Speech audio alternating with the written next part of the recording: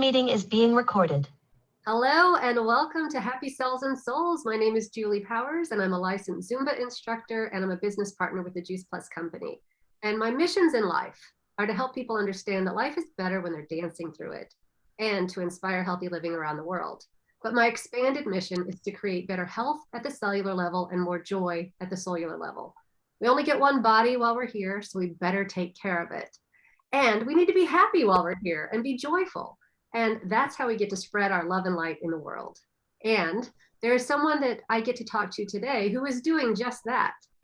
And I feel like everybody has a story to share. And Ashley Smith has a great story to share because she is impacting the world in a positive way. And it doesn't matter if we share the same beliefs, culturally, socially, religiously, it doesn't matter. We come from all different directions, but everybody can learn something from each person if we keep our minds and our hearts open. So today we're going to learn from Ashley Smith, who is the creator of an amazing program. And I would love for you to just kind of give us the quick scenario of how you got started with the Little Learners Academy and tell us about it. Okay, well, the Little Learners Academy was created at my home. We started teaching preschool in home to about 10 children. It grew and grew and grew to the point that we decided that we were going to build the first nature-based Reggio Emilia-inspired school right next door to our house. We're located in the middle of the Mark Twain Forest. We have the most amazing school, the most amazing teachers, and it is just the most beautiful place. Within about 10 years of starting my school, I had my second child. The school was created actually because I really wanted to be home and be a part of my first child's life. I wanted to be the one that was educating her and teaching her. And so we created the school.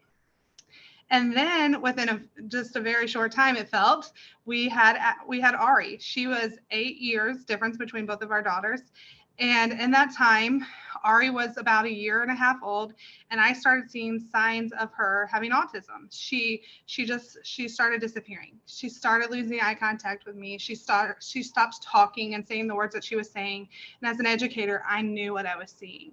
I knew that she was struggling developmentally. So for going through COVID, it took us 1.5 years to get her diagnosis. And with that, we found out that she was autistic. And we had to travel almost an hour away to find out that she needed 30 to 40 hours of ABA therapy. This therapy was something that wasn't locally done. So I was going to have to either choose to take my child and stop our other school and just focus on helping her, but my heart was stirred. And I knew if there was children like Ari, there was a lot of families that were going through what I was going through. So I didn't see a school being created in our area for what she needed. So I thought, I'm going to do it. So I stepped out, me and my family, we opened a school just 30 minutes from our other school, Little Learner Spectrum. It was a non-for-profit. We decided that we needed a place that had education, but also had therapy. So we started this big vision to create this academy, this gigantic school that was going to service children from 0 to 5 and provide therapy. Since then, the vision has gotten bigger. We have opened a sensory gym. We are looking to open a village for our community to have resources of life skills for children to come in and almost like the Magic House, but give back to the community so that we could build a community within our school that represented what we wanted in our community. So we were looking for businesses to come in and banks and grocery stores so that children can learn life skills and play and learn from each other and learn from other kids. So we've blown up this big, huge vision with the hopes of one day maybe even making servicing children up to high school. But that's what we're doing. We're trying to impact the world for these kiddos. You know, what I hear is that you're shooting for the stars, and if you land on the moon, that's still a really great thing, right? That's right. And I know that there are some schools in other countries that are completely nature-based, and so that's what it sounds like you started with, this amazing opportunity for kids to be part of nature and learning at their own speed and doing things that like they wouldn't get to do at a desk at school. And you also mentioned that all of these different opportunities for kids to learn are accredited options, that preschool is different than daycare. So do you want to explain a little bit about that so people understand, what the difference is and why somebody would want to look into a preschool educational opportunity versus a daycare? So it was really big to me that whenever we created these schools, that we had teachers that were coming in that were educated. My basis, my early experience was daycare. And as I created these schools, we received funding from DESE. We were the first and only private school that year that was able to receive funding. And what that meant was that we were to hire educated teachers that had their bachelor's to lead. And something stirred in me, and I seen the importance of children receiving education before kindergarten. So we were able to have teachers come in, and also we were able to train teachers. So that's the big thing in our program, is that our staff that come to work for us, we actually write grants for them to become educators, to get their bachelor's, and so on, so that they are accredited teachers, that they are certified teachers. So that was our big vision, is to help to bring in more early childhood teachers than that you're seeing typically around. There's so much that children have to know now before they enter kindergarten, and our social delays are getting bigger because we have things like tablets and we have things like COVID that separated us from our world. And so it was super huge that we provided a platform for children that had an education coming to them through people that had been trained and certified to teach those skills. So that was what was different. We purposely built a play environment so that children could learn through play. So we also are a little different because we really believed in the Reggio Emilia approach, which means that children learn best hands-on. They learn best from their world around them. So we created a place where, children just didn't have a lot of plastic toys and light up toys. They had a lot of wood products, a lot of things that they found in their environment, and they built their toys, and they learned life skills, and they learned how to take care of things and how to take care of each other. And it was a whole lot of life skills. And we found that children, like, we didn't sit down like we did as kids and had to sit down to trace our letters over and over and over. Right. We made it really fun. We gave them Play-Doh and taught them how to roll out their letters. We gave them sand and taught them how to draw on the sand. We went back to little things like when we were kids, where we would go outside and, we'd collect all those grocery cans that mom got done with, and we would create our own stores, and giving them the skills to have an imagination again was so big. Things nowadays are handed to them in a tablet or handed to them in a game where everything's done for them. So we've lost that skill of imagination. That is one of the most outstanding pieces of what you're offering, is because you're right. We live in a digital world, and I don't think that a lot of people really understand how that is affecting the kids, and that they don't have that opportunity for their minds to wander and for them to problem solve and to create, because like you said, everything is right there. I mean, you don't even have to, like, for me, I don't even have to really try to remember things that are in my brain stashed away in there, because if I forget, I can just Google it and get the answer. That's right. And it doesn't make our brains work anymore. So I love that you were able to do that. And always the hands-on approach is good. And you've told me that you don't just work with kids with autism, but it's with all developmental delays. Is there a level that you say we can't provide what these kids need? Because I would expect that, like, when my daughter was alive, she had a feeding tube, she was in a wheelchair, but she was at basically a 3-month level the entire 8.5 years she was on the earth with us. So I don't know that she would have been a student that would have been able to go to your school. So can you tell us, like, what kind of student base you're looking for and who you can help? So as we came into this world, that was my goal, was to, like, I had all these, we're going to build a school that's inclusive for all children. Because to me, Ari's success, even very young, at having her diagnosis, like I say, she, at 2 years old, the people that were raising her, she stopped talking to, she started pushing away, and she was completely nonverbal. And so within a year, she started speaking. And I say it wasn't from speech therapy as much as it was from the other children and her level speaking to her. So for me, it was super important to try to create this place that could service all children. So as we're in it, we are not there yet. Right. My goal for sure is to service. We have not found a child yet that we could not service. That's So great. that may look like less time than a typical child could do, and they may not be able to attend the program all day, but we have definitely made it where we can service them. It just may not be a full day. So we haven't found anybody yet that we cannot service. But I know children will come that will have more needs as we expand and get bigger. But our goal is to do everything we can to go out there and get funding and find the resources so that families have a place for their kiddos. So I'm not saying that we could service every single need at this point, but I'm telling you that if there is a need that comes to me, I will fight to make a resource for them.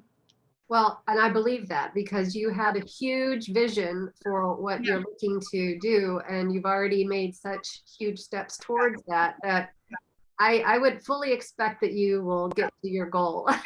I'm assuming, but maybe this is something that you can clarify, that anybody who brings their kids to the program, they need to provide their own transportation. There's no official transportation for students right now, but maybe in the future, that's something that would be offered. So currently, we do not provide transportation, and there is some laws about transportation from county to county. So right now, if you are receiving services or if you live in Farmington and you are going to public school for special needs, the school will transport you to us. Oh, okay, that's good. Yeah, so it gets hard when we're talking other counties, when kids are trying to come from other counties. That is a goal when we first started, that we would be applying for transportation grants.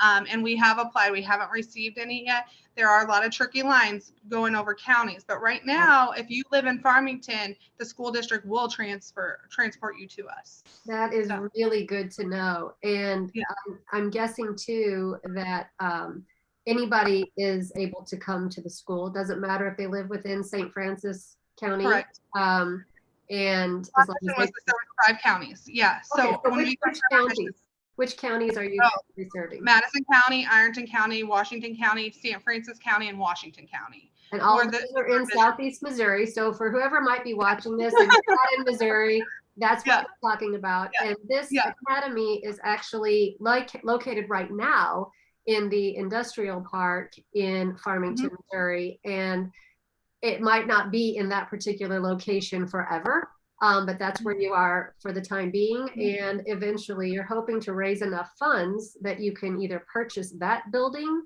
or you can find another location that will be more suitable for your current situation and growth opportunities. Is that correct? Correct. Yeah. Great. That's great. So, one thing that I learned about having a child with developmental disabilities and, learning that resources are not available for most of the things that you want. You have to rely on family and friends. And most parents in that situation, you don't have a playbook. There's no handbook on how to deal with it. And when you find yourself in that situation where all of a sudden you realize that your child is going to require a lot more than you know how to give, you're freaked out. You're freaked out. And there's a lot of stress. There's a lot of financial concern. And so having someone like you out there really fighting for people and helping people get what they need so that these children can thrive is, I don't know, I just want to, give you a big hug through this screen because it's not everybody that will do that.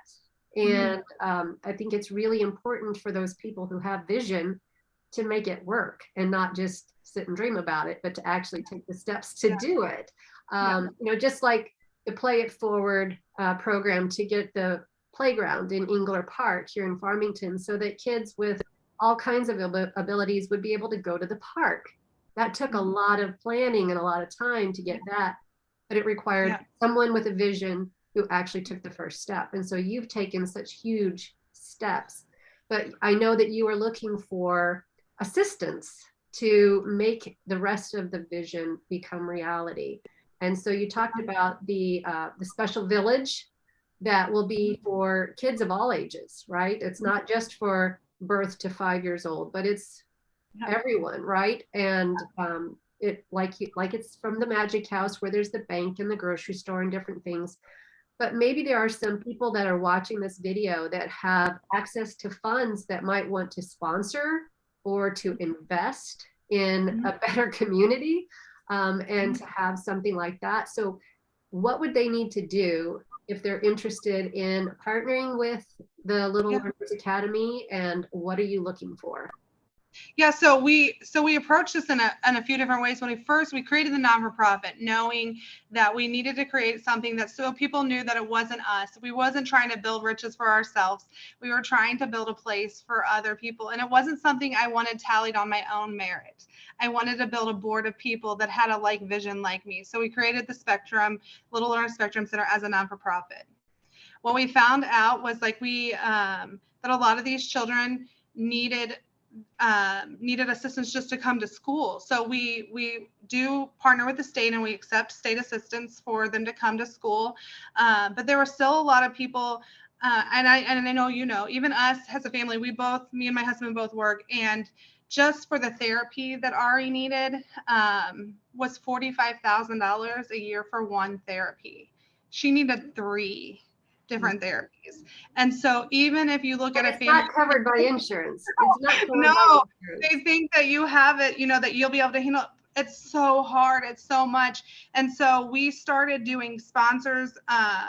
We raise money through fundraisers. We have an amazing family that does a truck show for our family. Last year, they raised $45,000 for our school, which was amazing. Like, I don't know that we'd be here today because in the beginning, that was what helped us with payroll, just to have the amount of staff that we needed to service these children. Tuition didn't even cover. So we came in a place there was no profit being made to meet payroll. Yeah, not nonprofit means nonprofit for just about everybody. Yes, like we were doing everything we could. Thankfully, there were some grants out there for childcare because of COVID that helped us pay payroll for 3 months, and that get us a cushion to keep going. So we were looking for every alley we could to try to make money just so that we could afford our teachers. And so we started this Spec Gym, and we put out memberships for the community. So one way to help was that we've had families donate memberships to children so that they have this gym to come to that helps the family so that they have a place to self-regulate. And then our next vision. How much is that membership if someone wanted only $40 a month? How much? $40 a month for a family, for a child and a parent. That gives them over 50 hours a week that they can come in up until 8 o'clock at night. Because that was a big thing. A lot of these kiddos struggle sleeping. So they needed a place to get out energy. So they have membership cards that they can come in and use and have access to that gym. Wow, that's great. So as we created and we've expanded and we're trying to find room for these children, obviously lease gets to be more expensive. And so just to lease the place, we needed to come up with more revenue. So we started the idea of the Spec Village. So the memberships to the gym and to the village is actually what helps us pay our teachers. So we're not profiting off of anything that's happening at the school in the village. We are trying to build revenue just to service the families in our community that need a school for their kids. So again, I'd also like to really point out that our school is not just for special needs. We service all children. We think it's very important that typical children learn from neurotypical children. So it's inclusive. So we're working really hard just to, build this program up so that we can have a school in our community. Right. So, well, that is too one thing before we wrap up here. It's just about 20 minutes and it always flies by way too quickly. Is that I believe that these children that have different needs, we learn so much more from them than they do from anyone else around them. Right. So it is really a blessing to be able to be around someone who doesn't work like the rest of us. They don't think like the rest of us. They don't move like the rest of us. They don't talk like the rest of us. They don't eat like the rest of us. My daughter had a feeding tube. So, that was always an interesting thing to other little kids. What's going on? What's that tube?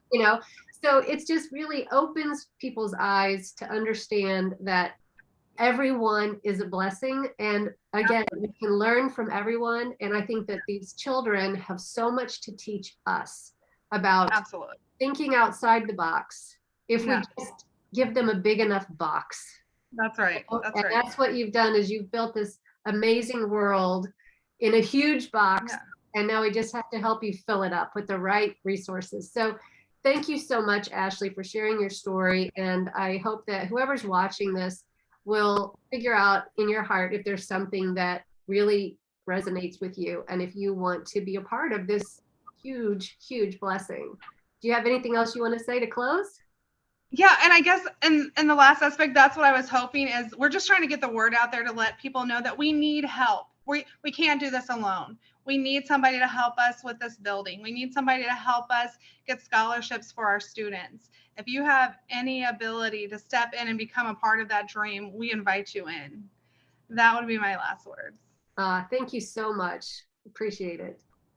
Thank you for your time. You're an amazing person. Thank you.